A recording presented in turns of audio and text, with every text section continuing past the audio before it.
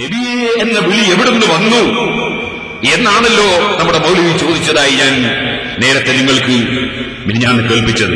പിന്നീട് എവിടുന്ന് വന്നു സഹോദരങ്ങളെ മുഹമ്മദ് നബിയെ എന്ന വിളി?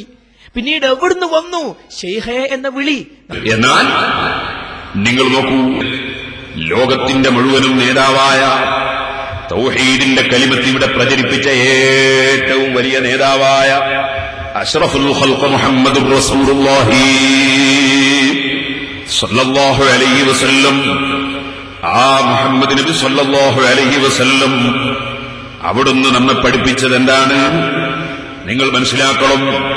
അഷ്റഫുൽ ഖൽഖ് സല്ലല്ലാഹു അലൈഹി വസല്ലം തങ്ങളുടെ സമീപത്ത് ഇതാ രണ്ട് കണ്ണിനും കാഴ്ചയില്ലാതെ ബുദ്ധിമുട്ടുന്ന സഹാബി വന്ന് സങ്കടം പറഞ്ഞപ്പോൾ നബി സല്ലല്ലാഹു അലൈഹി വസല്ലം തങ്ങൾ ക്ഷമിക്കാൻ പ്രചോദനം നൽകുകയും നബി സല്ലല്ലാഹു അലൈഹി വസല്ലം തങ്ങളോട് വീണ്ടും അവലാതി ബോധിപ്പിക്കുകയും ചെയ്തപ്പോൾ നബി സല്ലല്ലാഹു അലൈഹി വസല്ലം തങ്ങൾ പറഞ്ഞു കൊടുത്തത് എന്താണ്?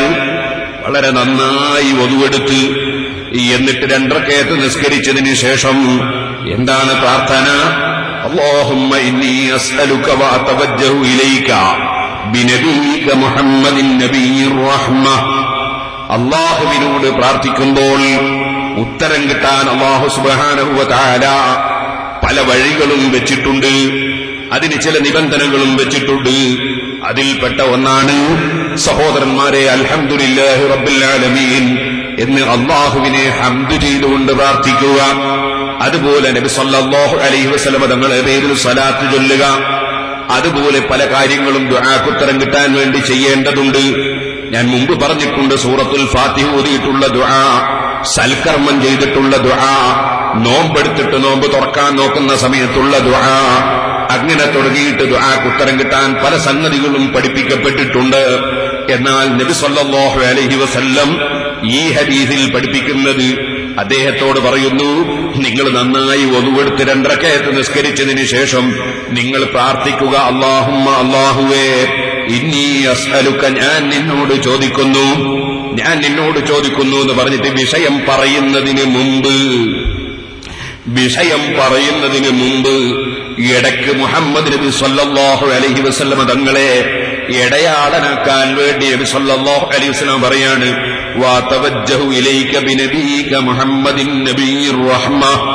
അനുഗ്രഹത്തിന്റെ നബിയായ മുഹമ്മദ് നബി സല്ലല്ലാഹു അലൈഹി വസല്ലം തങ്ങളെ ഇടയാളനാക്കി നിന്നിലേക്ക് ഞാൻ മുന്നിടുന്നു. അല്ലാഹ് യാ മുഹമ്മദ് ഇന്നി ഖദ് തവജ്ജഹ്തു ബിക ഇലാ റബ്ബി ഫീ ഹാജതി ഹാദിഹി.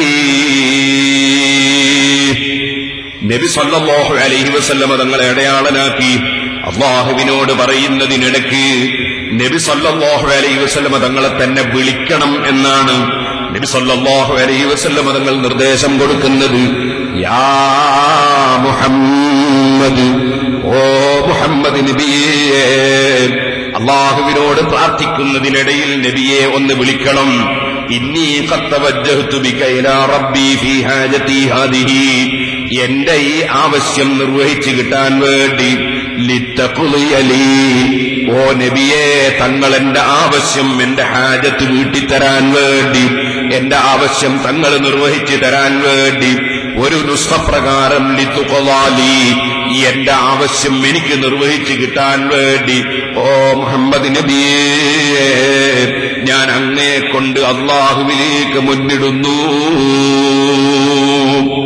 അപ്പൊ അല്ലാഹുവിനോട് പ്രാർത്ഥിക്കണം. ആ പ്രാർത്ഥിക്കുന്നതിനിടയിൽ നബിയെ തവസ്സുലാക്കി, നബിയെ ഇടയാളനാക്കി പ്രാർത്ഥിക്കണം. പോരാ, നബിയെ നേരിൽ വിളിക്കണം. വിളിച്ചുകൊണ്ട് നബി സല്ലല്ലാഹു അലൈഹി വസല്ലം തങ്ങളോട് തന്നെ അപേക്ഷിക്കുകയും വേണം. എന്നിട്ട് വീണ്ടും അല്ലാഹുവിനോട് പറയണം, അല്ലാഹുമ്മ ഫശഫിഉഹു ഫിയാ, അല്ലാഹുവേ നബിയോട് ഞാൻ റെക്കമെൻഡിന് ആവശ്യപ്പെട്ടിട്ടുണ്ട്, അവിടുന്ന് ചെയ്യുന്ന റെക്കമെൻഡ് നീയൊന്ന് സ്വീകരിക്കണേ അല്ലാഹ്. വീണ്ടും അള്ളാഹുവിനോട് പ്രാർത്ഥിക്കണം. നബി സല്ലല്ലാഹു അലൈഹി വസല്ലം തങ്ങൾ ഇത് പഠിപ്പിച്ചു കൊടുക്കുകയാണ്. ഈ ഹദീസ് സഹോദരന്മാരെ നിങ്ങൾ മനസ്സിലാക്കണം.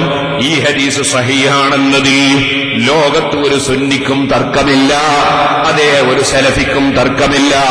സലഫി പണ്ഡിതന്മാരെ കൂട്ടത്തിൽ വലിയ ഹദീസ് പണ്ഡിതനാണെന്ന് നമ്മുടെ നാട്ടിലുള്ള മുജാഹിദുകൾ കൊട്ടിഘോഷിക്കാറുള്ള അവരുടെ പണ്ഡിതനായ നാസിറുദ്ദീനുൽ അൽബാനി അദ്ദേഹത്തിന്റെ മിഷ്കാത്തിന്റെ അടിക്കുറിപ്പിൽ പറയുന്നു, വഇസ്നാദുഹു സഹീഹുൻ, ഇതിന്റെ പരമ്പര സഹീഹാണ്. അങ്ങനെ സഹീഹായ പരമ്പരയിൽ റിപ്പോർട്ട് കിട്ടുകയാണ്. നബി സല്ലല്ലാഹു അലൈഹി വസല്ലം തങ്ങൾ കണ്ണിന് കാഴ്ചയില്ലാത്ത വ്യക്തിക്ക് പഠിപ്പിക്കുന്ന ദുആ നബി തങ്ങളെ അടയാളനാക്കി ചോദിക്കണം, നബിയെ വിളിക്കണം, നബിയോട് പറയണം. ആ റെക്കമെൻഡ് ഒന്ന് സ്വീകരിച്ചു കിട്ടാൻ പടച്ചവനോടും പറയണം. അതിന് മുമ്പ് 2 റക്അത്ത് നിസ്കരിക്കണം, അതുപോലെ വദുവെടുക്കണം. ഇത് നബി സല്ലല്ലാഹു അലൈഹി വസല്ലം തങ്ങൾ പറഞ്ഞു കൊടുത്തതാണ്.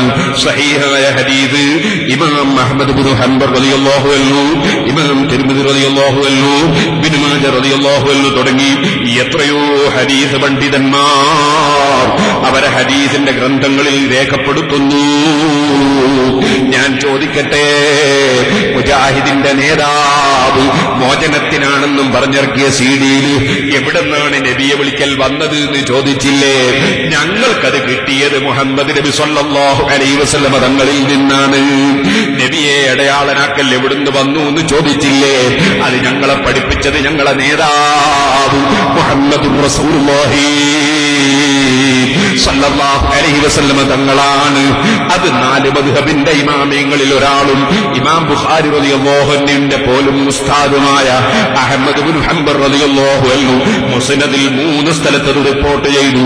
അതുപോലുള്ള ഹദീസ് പണ്ഡിതന്മാരത് റിപ്പോർട്ട് ചെയ്തപ്പോൾ അതിന്റെ പരമ്പര സഹീഹാണെന്ന് പറഞ്ഞത് സലഫി പണ്ഡിതനായ നാസിറുദ്ദീൻ അൽബാനിയാണ് കേട്ടോ.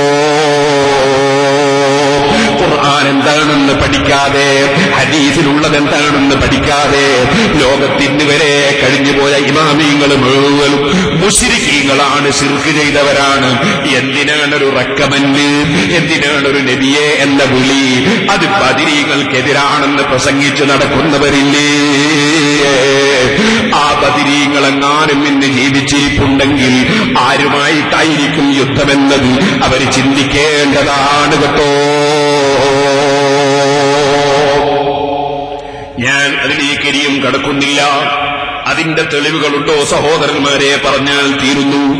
എന്നാൽ ഇതേ പ്രാർത്ഥന തന്നെ നബി സല്ലല്ലാഹു അലൈഹി വസല്ലം തങ്ങളെ അടയാളനാക്കി, നബി സല്ലല്ലാഹു അലൈഹി വസല്ലം തങ്ങളെ നേരിൽ വിളിച്ചുമുള്ള ഈ അപേക്ഷ ഉൾക്കൊള്ളുന്ന ഈ പ്രാർത്ഥന തന്നെ നബി സല്ലല്ലാഹു അലൈഹി വസല്ലം തങ്ങളുടെ വഫാത്തിന് ശേഷവും ബഹുമാനപ്പെട്ട സഹാബി വര്യനായ ഉസ്മാൻ ഇബ്നു ഹുനൈഫ് റളിയല്ലാഹു അൻഹു, ഉസ്മാൻ ഇബ്നു അഫ്ഫാൻ റളിയല്ലാഹു അൻഹു ഭരണം നടത്തുന്ന കാലത്ത് മറ്റുള്ളവരെ ഉപദേശിക്കുകയും എന്നിട്ടത് ചെയ്യിപ്പിക്കുകയും ചെയ്തിട്ടുണ്ടെന്ന് മഹാനായ ലോകപ്രസിദ്ധ ഹദീസ് പണ്ഡിതനായ ഇമാം ത്വബറാനി റളിയല്ലാഹു അൻഹു അവിടുത്തെ മുഅ്ജമുസ് സഗീറിന്റെ 1-ാം വാല്യം 306-ാമത്തെ പേജിൽ രേഖപ്പെടുത്തുമ്പോൾ ലോകപ്രശസ്ത ഹദീസ് പണ്ഡിതനായ ലക്ഷക്കണക്കിന് ഹദീസുകൾ മനപ്പാഠം പഠിച്ച ലോകപ്രശസ്ത ഹദീസ് പണ്ഡിതനായ ഹാഫിദുൽ മുൻദിരി അതുപോലുള്ള പണ്ഡിതന്മാർ രേഖപ്പെടുത്തുന്നു, വൽ ഹദീസു സഹീഹുൻ, ഈ വഫാത്തിന് ശേഷം നബിയെ വിളിച്ച് ആ മുഹമ്മദ് എന്ന് വിളിച്ച്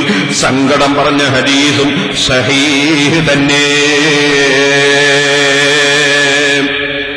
അങ്ങനെ ഹദീസ് പണ്ഡിതന്മാരൊക്കെയും ഇത് സഹീഹാണെന്ന് പറയുന്നു.